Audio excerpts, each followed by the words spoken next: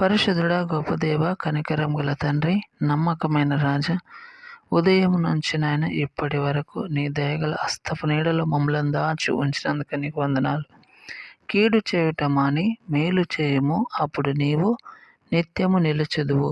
కీర్తనల గ్రంథం 37 అధ్యాయం 27వ వచనం. తండ్రి, కీడు చేయటం మేము విడిచిపెట్టి నాయన నువ్వు నీకు మాదిరికరంగా, నీకు మహిమకరంగా మా బ్రతుకులు సరిదిద్దుకొని వీలైతే నాయన మేము ఒకరికి సాయం చేసే కృపను మాకు ఇవ్వండి. మమ్మల్ని నీతిగాను యథార్థంగాను జీవించే శక్తిని అనుగ్రహించండి.